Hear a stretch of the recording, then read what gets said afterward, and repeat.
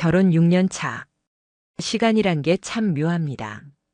신혼 초에는 서로에 대한 작은 오해에도 감정이 폭발했고 그만큼 다툼도 잦았죠.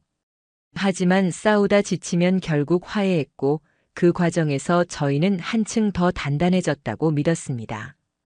아이 없이 맞벌이와 집안일을 함께 분담하며 평범하지만 소소한 행복을 누린다고 생각했습니다. 저는 익숙함이란 단어를 곧 사랑과 신뢰로 여겼습니다. 아내가 제 곁에 자연스럽게 있는 것이 당연한 일이라 여겼고 의심이란 감정은 애초에 필요치 않다고 생각했죠. 하지만 그 익숙함 속에 제가 외면하고 있던 균열이 숨어 있었다는 걸 저는 너무 뒤늦게야 깨닫게 되었습니다. 그날 아침도 늘 같았습니다. 식탁엔 따뜻한 국이 있었고 아내는 여느 때처럼 들뜬 목소리로 말했습니다. 오늘 카페에 좀 오래 있을 것 같아. 요즘 글이 잘 써져서.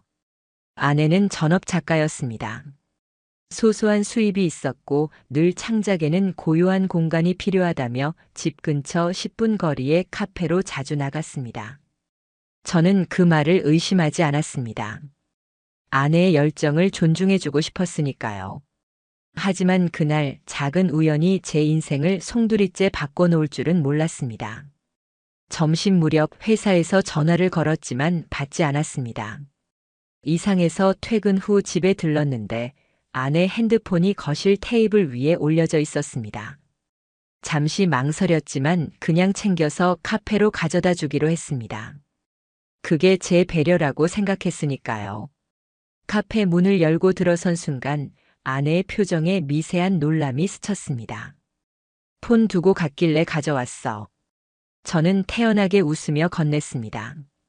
아내는 어색하게 웃어 보였지만 시선은 자꾸 주변을 향했습니다. 그리고 저는 이상한 장면을 봤습니다. 그녀 맞은편에 누군가 앉아 있었던 흔적. 따뜻한 김이 오르는 커피잔 2개. 의자는 급히 밀려나 있었고 누군가는 막 자리를 떴던 것 같았습니다.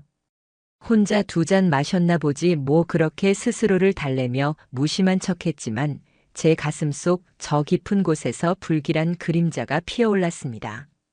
며칠 동안은 억눌렀습니다. 괜히 내가 오해하는 건 아닐까, 아내를 괜히 의심하는 건 아닐까 하지만 머릿속의 잡음은 점점 커져만 갔습니다. 그래서 회사 점심시간을 이용해 홀로 그 카페를 찾아갔습니다. 아내에게는 모르게. 그곳에서 저는 처음으로 사장을 마주했습니다. 정갈한 셔츠, 단정한 머리, 말투마저 부드러운 남자였습니다. 주문을 하고 자리에 앉자 그는 직접 커피를 가져다 주었습니다. 그리고 무심코 뱉은 말. 오늘은 혼자세요? 부인분이랑 같이 오시는 모습 자주 봤는데요. 그 순간 심장이 뚝 떨어지는 듯 했습니다. 네. 저희 아내가 여기 자주 오나요? 제 질문에 그는 순간 멈칫했고 눈빛이 흔들렸습니다. 아, 제가 착각했나 봅니다. 비슷한 분이 있었던 것 같네요. 너무 서툴렀습니다. 그건 착각이 아니라 확신을 흘린 말이었습니다.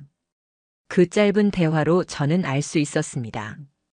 카페 사장은 우리 아내를 단골 손님 이상의 무언가로 기억하고 있다는 걸. 그날 이후 제 일상은 달라졌습니다. 퇴근 후 주말마다 아내의 외출 시간을 손바닥에 적었습니다. 필라테스, 도서관, 산책. 말로는 다양했지만 이상하리만큼 일정은 규칙적이었고 귀가 시간까지 분 단위로 일정했습니다. 마치 누군가와 약속한 듯이. 저는 점점 확신했습니다. 그리고 어느 날 운명처럼 증거가 제 눈앞에 나타났습니다. 아내가 샤워하던 어느 저녁 거실 테이블 위에 놓인 가방이 살짝 열려 있었고 저는 무심코 안을 들여다보고 말았습니다.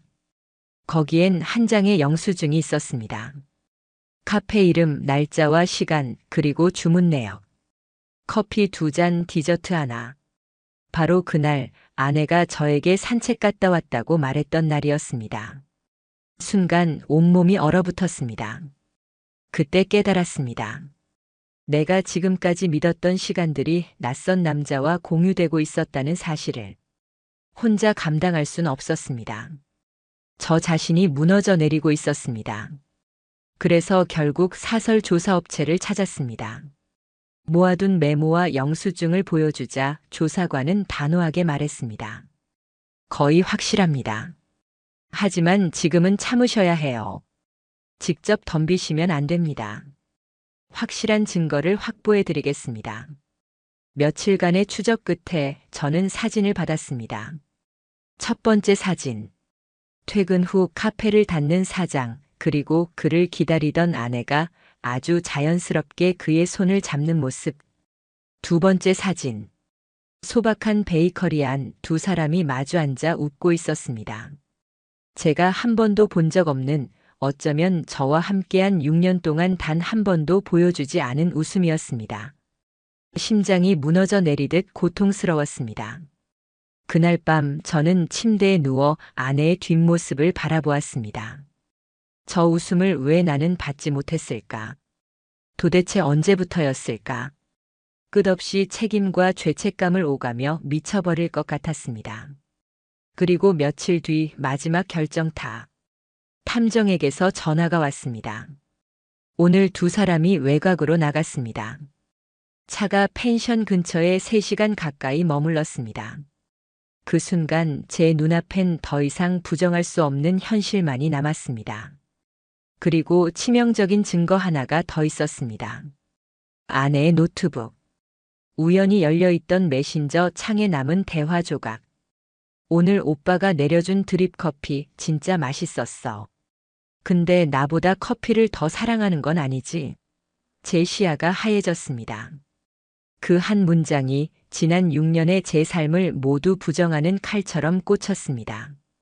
그날 이후 저는 결심했습니다. 이미 제 인생은 무너졌습니다. 그러나 무너진 채로 주저앉지 않으리라.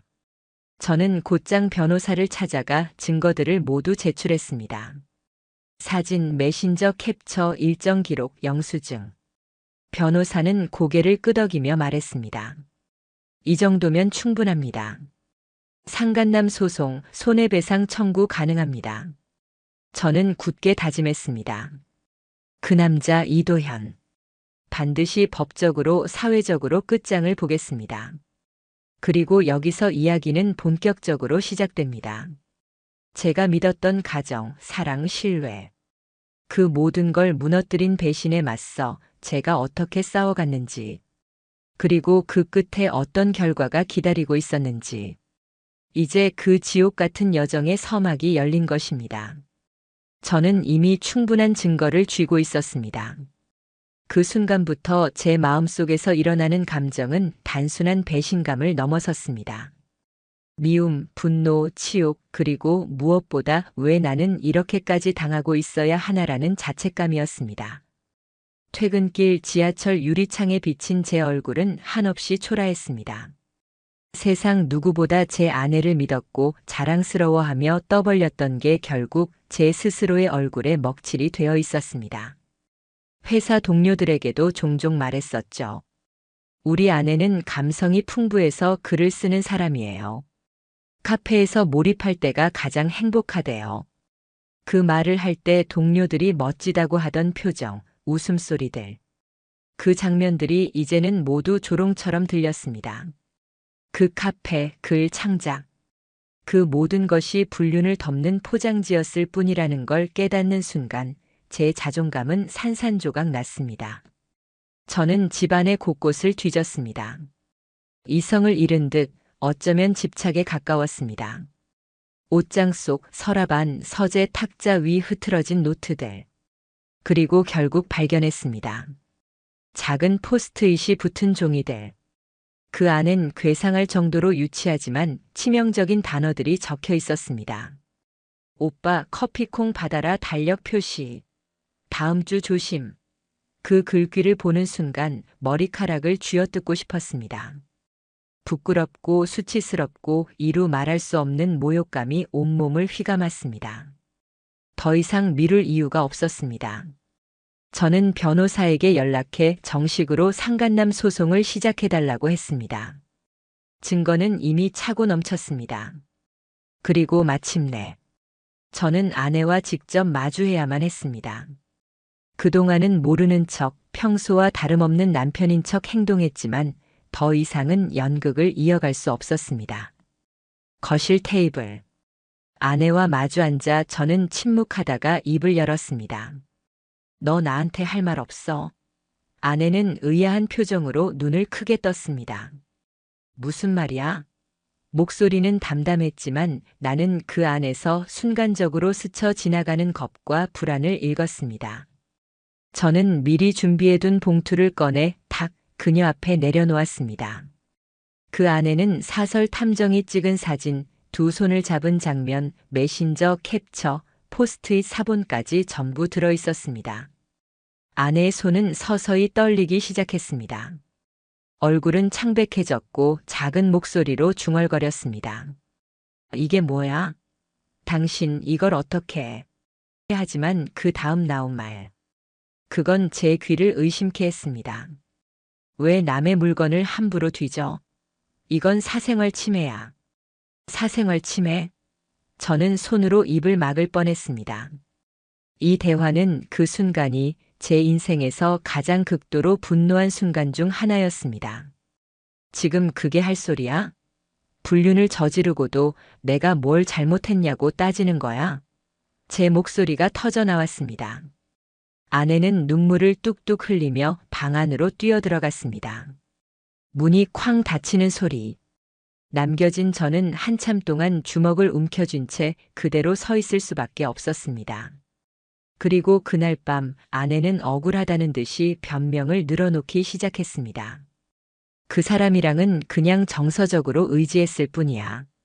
당신은 몰랐겠지. 난 늘 외로웠어. 당신이 생각하는 그런 관계는 없었어. 따뜻함이 필요했을 뿐이야. 저는 비웃음이 터져 나왔습니다. 사진 속에서 두 손을 맞잡고 미소 짓던 그녀. 카페 문을 닫자마자 골목길로 사라지던 모습. 펜션 근처에서 3시간을 함께 있던 기록. 그게 감정적인 지지였다고. 아내의 말은 모든 게 역설이었습니다. 외로웠다는 말은 제 귀엔 한심한 변명 그 이상도 이하도 아니었습니다. 그날 이후 우리는 한 집에 살면서도 철저히 남남처럼 지냈습니다. 밥도 따로 먹고 방도 따로 쓰고 집안 공기는 얼음장처럼 얼어붙었습니다. 하지만 가장 충격적인 건 아내의 태도였습니다. 반성은커녕 점점 더 피해자인 척 행동했습니다. 때론 울며 말했습니다. 이걸로 다 망칠 거야? 아직 우리 끝난 거 아니잖아. 그냥 덮으면 안 돼? 그 말을 듣자 웃음만 나왔습니다. 끝장낸 사람은 자신이면서 이제 와 덮자고. 내가 미쳤다고 다시 돌아가겠습니까? 그리고 며칠 뒤 드디어 상간남 이도현에게 소장이 발송되었습니다. 그 시점에서 그들의 태도는 확연히 바뀌었습니다. 이도현은 처음엔 딱 잘라 부정했습니다. 그냥 아는 사이인데 왜 이러십니까? 단골 손님이랑 친해진 게 그렇게 큰 잘못입니까? 하지만 제 변호사가 사진과 카톡, 영수증, 세부 증거 목록을 통보하자 태도가 달라졌습니다. 합의로 해결할 수 없겠습니까? 당연히 저는 단칼에 거절했습니다. 저는 합의금 몇 푼이 아니라 반드시 법적인 판결문으로 그들의 잘못을 명백히 새기고 싶었습니다. 그러자 그들이 꺼내든 카드는 거짓말이었습니다. 이도현은 법원에 탄원하듯 말했습니다. 저는 피해자였습니다. 그녀가 남편과 별거 중이라고 했습니다. 저는 유부녀인 줄 몰랐습니다. 하지만 그 말은 허무맹랑한 거짓이었습니다. 별거라니? 그동안 우리는 매일 저녁을 함께 먹었고 같은 집에서 잠을 잤습니다. 그들의 궤변은 결국 법정에서 모두 깨져나갔습니다. 이제는 더 확실해졌습니다. 이런 자들은 말로는 절대 각성하지 않습니다. 법, 돈, 문서, 판결. 그것밖에 답은 없습니다. 저는 아내와 이혼 절차를 동시에 준비했고 재산 분할에서도 절대 양보하지 않겠다고 마음먹었습니다. 배신당한 피해자가 어떻게 살아남는지, 그리고 그 배신의 대가가 얼마나 잔혹한지를 그들 모두 끝까지 알게 해주리라. 이혼 절차를 시작하겠다고 마음먹고 나서도 저는 밤마다 뒤척였습니다. 차가운 방 안에서 눈을 감으면 과거의 기억들이 눈앞에 스쳐 지나갔습니다. 우리가 함께 웃으며 여행을 다녔던 순간들. 힘들 때 서로의 어깨에 기대어 울던 기억들. 그 모든 것이 순간마다 생생히 살아났습니다. 하지만 문제는 그 아름다웠던 기억 속에서도 아내는 몰래 다른 남자와 웃고 있었다는 사실이었습니다. 저만 진심이었고 상대는 이미 다른 세계에 발을 들여놓았던 겁니다. 저는 깨달았습니다. 신뢰 없는 결혼은 지옥일 뿐이다. 추억은 남았지만 그 추억마저 배신으로 얼룩지면 다시는 예전으로 돌아갈 수 없다는 걸. 이혼 절차는 생각 이상으로 빠르게 흘러갔습니다. 제가 먼저 소장을 제출했고 아내는 변호사를 선임했습니다. 아이러니하게도 아내는 초반에는 이혼을 거부했습니다. 도저히 이해할 수 없었지만 그녀는 버티려 했습니다. 우리가 이렇게 끝낼 건 아니잖아. 그동안 쌓아온 게 얼만데 그냥 포기해. 당신도 나 사랑하잖아. 다시 시작하자. 그 말은 절대로 진심일 수가 없었습니다. 표정은 애원하는 듯 보였지만 그 눈빛을 들여다보며 알 수 있었습니다. 그건 죄책감이나 후회가 아니라 자신의 체면과 생활을 지키려는 계산에 불과하다는 걸. 마치 제가 너무 예민하게 굴고 있는 것처럼 잠깐의 작은 사건을 확대 해석하는 것처럼 포장했습니다. 진심으로 미안했다면 최소한 눈빛은 달라야 했습니다. 하지만 아내의 태도는 끝까지 내가 피해자야라는 메시지뿐이었습니다. 저는 단호히 말했습니다. 너는 이미 선을 넘었어. 그리고 나는 다시 돌아갈 생각이 없다. 앞으로 우리 사이 문제는 감정이 아니라 법과 증거로 끝내자. 그 순간 아내 눈 속 무언가가 바뀌었습니다. 애원은 사라지고 냉정한 계산이 스며들었습니다. 집은 반반 나눠야 하지 않아? 내가 전업주부였던 시간도 재산 분할에 포함돼야 해. 적금도 내 몫이 있어.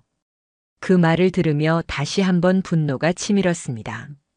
그동안 제 피와 땀으로 벌어온 돈, 야근과 스트레스로 건강까지 갉아먹으며 만들어온 삶의 기반을 배신한 사람이 절반씩 나눠 가져야 한다는 말.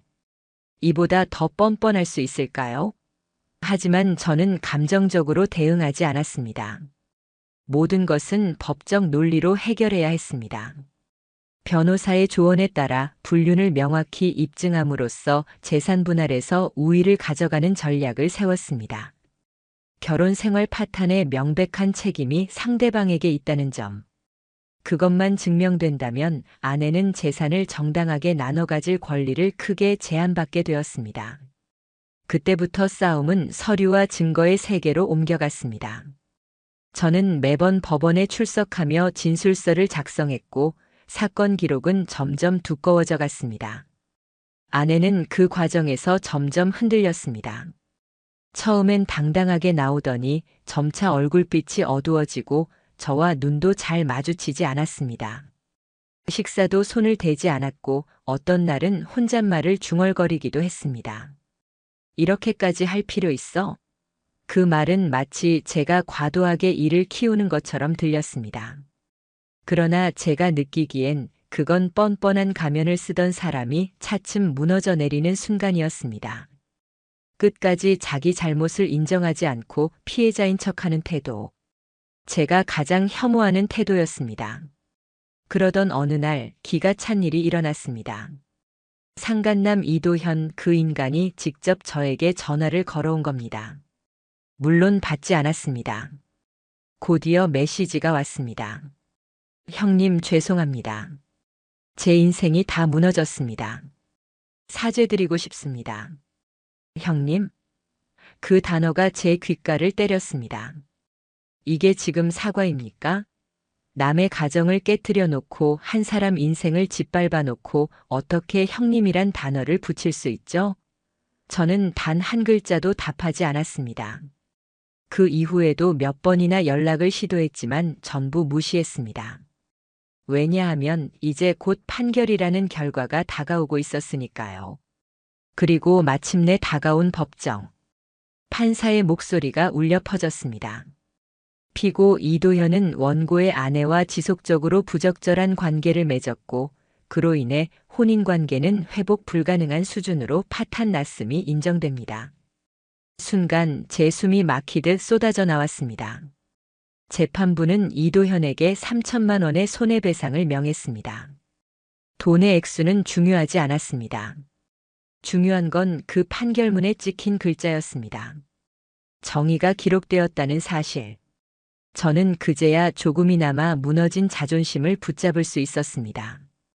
판결 소식을 들은 아내 얼굴은 공허했습니다. 울지도 분노하지도 않았습니다. 마치 이미 감각이 무뎌진 사람처럼. 그러나 저는 알 수 있었습니다.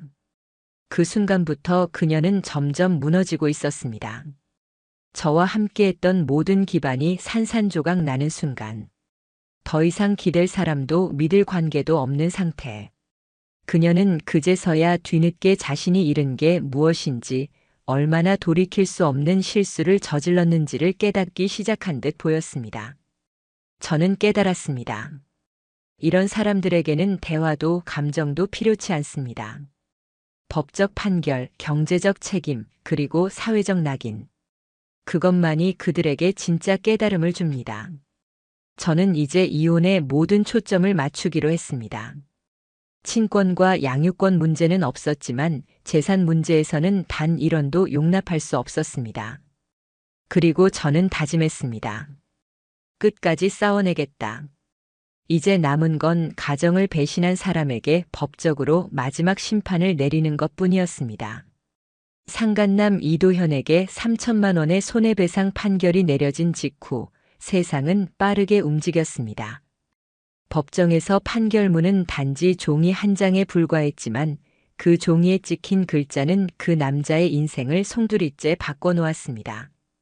그 남자가 운영하던 카페는 동네에서 나름 입소문이 난 곳이었습니다.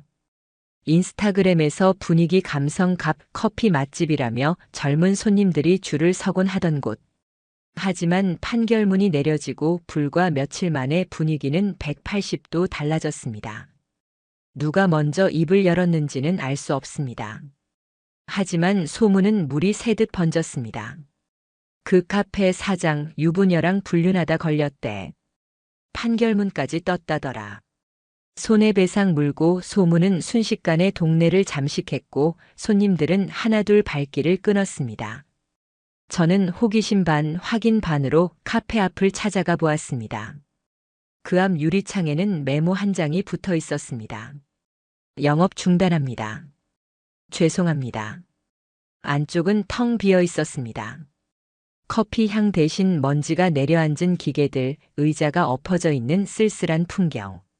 한때 잘 나가던 사장이 이렇게 무너져 내리는 모습을 직접 본 순간 제 속은 통쾌하리만큼 시원했습니다. 남의 가정을 함부로 건드리면 결국 모든 것이 제자리로 돌아온다는 말. 그걸 눈앞에서 똑똑히 증명받은 순간이었습니다. 하지만 진짜 파멸은 제 아내에게서 시작되고 있었습니다. 처음엔 태연한 척했습니다. 뭐 어차피 끝난 일인데 그녀는 괜히 강한 척하며 평정을 유지하려 했습니다. 하지만 시간이 갈수록 그녀의 눈빛은 흐려지고 말수는 줄었습니다. 커튼을 닫고 TV도 켜지 않은 채 하루 종일 어두운 방 안에 웅크리고 앉아 있었습니다. 식사를 거의 건너뛰었고 밤마다 뒤척이며 흐느끼는 소리가 제 귓가에 들리곤 했습니다. 한 번은 새벽 2시 그녀가 제 방으로 찾아왔습니다. 눈은 퉁퉁 부어 있었고 어깨는 격하게 들썩였습니다. 나 그냥 미쳤었나 봐. 왜 그랬는지도 모르겠어. 그 사람이 나한테 따뜻하게 대해준다고 믿었어. 근데 결국 아무도 없네. 말을 하다 울음에 목이 메이더니 결국 자리에 주저앉아 버렸습니다. 그 모습을 보면서도 저는 아무런 말도 하지 않았습니다. 분노도 연민도 연정도 사라진 뒤였으니까요. 그저 이제 돌이킬 수 없다는 걸 늦게나마 깨달았구나 하는 허무한 감정뿐이었습니다. 결국 아내는 정신과 진료를 받기 시작했습니다. 어느 날 집안 탁자 위에 놓인 진단서를 보게 됐습니다. 중등도 우울장의 그 문장을 읽는데 오히려 제 가슴이 싸늘해졌습니다. 저는 이미 그 과정을 똑똑히 겪어온 사람이었기 때문입니다. 남겨진 혼자만의 밤, 굴욕감에 시달린 수많은 날들, 난생 처음 심장 떨림으로 병원에 갔던 제 자신의 모습이 겹쳐졌습니다. 제가 겪었던 그 무너짐을 이제야 비로소 그녀가 맞닥뜨리고 있었던 겁니다. 그 무렵 아내의 가족들이 연락을 해오기 시작했습니다. 얘가 많이 힘들어해. 정말 두 사람이 다시 생각해 볼 순 없을까? 저는 그 말에 어이가 없어 웃음만 났습니다. 정말 자기 가족이 어떤 짓을 저질렀는지도 모르고 감정만 호소하는 그 모습이 역겨웠습니다. 저는 강하게 말했습니다. 딸이 그런 짓을 하기 전에 말렸어야죠. 지금 와서 감정에 호소한다고 달라질 건 없습니다. 그 한마디로 저는 아내 가족들과도 완전히 선을 그었습니다. 누구에게도 면죄부를 줄 생각은 없었습니다. 그 사이 이도현의 몰락은 더 가팔랐습니다. 카페는 문을 닫았고 신용카드 연체와 세금 체납으로 신용불량 직전 상태. 배상금 압박에 오피스텔 계약도 끊겼습니다. 더 기가 막힌 건 저희 변호사에게 그의 어머니가 전화를 했다는 사실이었습니다. 제 아들이 큰 잘못을 했습니다. 너무 죄송합니다. 가족도 다 망가졌습니다. 변호사는 한숨을 쉬며 말했습니다. 끝이 없습니다. 피해자는 선생님 혼자가 아니에요. 결국 이런 일은 온 가족을 무너뜨립니다. 그 말을 듣고 저는 중얼거렸습니다. 그래, 이제야 조금 공평해지는 거지. 반면 아내는 점점 더 무너져 내리고 있었습니다. 생활비는 빠듯해졌고 카드 연체가 쌓였으며 무엇보다 사회적 시선에서 자유로울 수 없었습니다. 이제는 믿고 의지하던 이도현마저 사라져버린 상태. 저는 차갑게 생각했습니다. 남편을 배신하면서까지 선택한 남자였지. 그런데 지금은 어디 있지? 끝까지 책임지지도 않고 도망쳤잖아. 그 사실이 오히려 저에게는 잔혹한 위로가 됐습니다. 배신의 끝이 어떤 파멸을 부르는지 그걸 똑똑히 보게 되었으니까요. 하루하루가 전쟁 같았습니다. 하지만 시간이 지날수록 저는 깨닫기 시작했습니다. 나는 끝까지 싸웠다. 그리고 결국 살아남았다. 밤마다 깊은 숨을 고르며 스스로에게 말했습니다. 내가 견딘 시간은 절대 헛되지 않았다. 배신은 끝내 배신자를 무너뜨린다. 저는 무너진 인생을 다시 세워가고 있었습니다. 그리고 곧 이혼 판결 확정이라는 마지막 절차가 코앞에 다가와 있었습니다. 법원에서 마지막 판결문을 받아들던 순간 제 마음은 이상하리만치 고요했습니다. 그동안 수백 번도 넘게 상상했던 장면이었으니까요. 울고불고 무너져 내릴 줄 알았습니다. 아니면 환호하며 기쁨에 겨워 눈물을 흘릴 줄 알았습니다. 그러나 막상 제 손에 판결문이 놓였을 땐 그저 조용히 생각했습니다. 끝이다. 이제 진짜 끝이다. 판사의 목소리도 기억에 남지 않았습니다. 남들 눈에는 종이 몇 장일 뿐이지만 제게 그것은 지난 7년의 상처와 치욕을 덮고 덮어 마침내 봉이 나는 마지막 자물쇠 같은 것이었습니다. 그 종이를 가방에 넣고 법원을 걸어 나오는데 신기하게도 다리가 후들거리지 않았습니다. 무너져 내리던 나날들과는 달리 이번엔 발걸음이 묵직하면서도 단단했습니다. 판결 이후에도 소문은 들려왔습니다. 상간남 이도현. 카페는 정리됐고 채무에 시달리다 결국 가족들까지 고통스러운 지경에 몰렸다고 했습니다. 예전 같았으면 듣는 것만으로 통쾌했겠지만 사실 저는 별다른 감정이 일지 않았습니다. 그는 이미 제 삶에서 삭제된 존재였으니까요. 더는 나를 괴롭히지도 내 앞에 나타날 일도 없었습니다. 아내 역시 친정으로 돌아가 치료를 이어간다는 이야기를 들었습니다. SNS에 형식적인 웃음과 꽃 사진을 올린다는 소문도 전해졌지만 저는 확인조차 하지 않았습니다. 그들의 이야기는 이제 내 인생과 아무런 상관이 없었다. 오래된 흑백 사진처럼 빛이 바래고 소리도 사라진 탁한 기억일 뿐. 집에 돌아온 저는 모든 서류들을 정리했습니다. 이혼 판결문, 손해배상 판결문, 재산분할 자료. 파일철에 꽂아넣고 서랍 깊숙한 곳에 밀어 넣었습니다. 그건 단순한 종이 뭉치가 아니었습니다. 상처의 증거이자 동시에 제 생존의 증거. 제가 얼마나 무너졌는지, 그리고 결국 어디까지 버텨냈는지를 보여주는 흔적. 가끔은 그 파일을 꺼내어 다시 봅니다. 그리고 스스로에게 조용히 말합니다. 너는 끝까지 싸웠고 결국 살아남았다. 처음엔 두려웠습니다. 아침에 눈을 떴을 때 옆자리가 비어있는 낯설음, 퇴근에 돌아왔을 때 불 꺼진 집의 공허함. 혼자라는 사실이 처음 며칠은 무겁게 내려앉았습니다. 하지만 곧 깨달았습니다. 그것은 결코 허전함이 아니라 오히려 자유라는 것을. 이제는 누군가의 눈치를 보며 말을 아낄 필요도 없었고 누군가의 거짓말을 믿으며 웃어야 할 필요도 없었습니다. 늦은 밤까지 책을 읽어도 좋고 새벽에 문득 산책을 나가도 좋았습니다. 어디까지나 제 선택, 제 리듬, 제 살. 혼자지만 더는 누구에게도 배신당하지 않는 살. 그것이야말로 진짜 자유였습니다. 많은 사람들이 저에게 묻습니다. 그 일 이후로 다시 사랑할 수 있겠냐고. 아직 잘 모르겠습니다. 솔직히 말하자면 두려움도 있습니다. 다시 마음을 열었다가 또다시 무너져 내릴 수 있다는 생각. 하지만 확실히 배운 게 있습니다. 사랑은 희생만으로는 지켜지지 않는다. 신뢰와 존중이 없다면 아무리 헌신해도 그 관계는 모래성처럼 무너진다. 저는 과거의 사랑을 핑계로 스스로를 잃어버렸습니다. 그게 결국 가장 큰 패착이었습니다. 앞으로 다시 누군가를 사랑하게 된다면 이제는 제 자신부터 지킬 겁니다. 나 자신을 온전히 지키면서 건강하게 주고받을 수 있는 사랑. 그것만이 진짜 가치 있는 사랑이라는 걸 이제야 알았습니다. 이제 저는 제 삶을 다시 세워가고 있습니다. 주말이면 그동안 미뤄뒀던 취미를 하나씩 꺼내보고 새벽이면 조용히 산책하며 하루를 준비합니다. 예전엔 아내의 기분을 살피느라 내 욕구를 뒤로 미뤘지만 지금은 오롯이 제 마음이 원하는 걸 따릅니다. 혼자 사는 집이 빈집처럼 느껴졌던 것도 한때였을 뿐.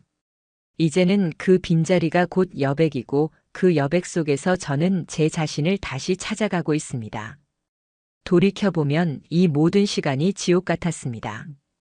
의심으로 머리를 쥐어뜯던 날들, 증거를 찾으며 몸서리치던 순간들, 법정에서 고개 숙인 아내와 상간남을 바라보며 느꼈던 치욕. 하지만 동시에 그 시간은 저를 단단하게 만들었습니다. 결국 저는 꺾이지 않고 끝까지 걸어왔으니까요. 그리고 마침내 말할 수 있습니다. 분류는 단순한 바람이 아니다. 그건 상대를 파괴함과 동시에 결국 자신마저 파멸로 이끄는 독이다. 아내와 상간남은 무너졌습니다. 그리고 저는 살아남았습니다. 이제 남은 건 조용히 그러나 당당하게 저만의 길을 걸어가는 일뿐입니다. 더 이상 누구의 그림자에도 가려지지 않고 누구의 배신에도 흔들리지 않는 살.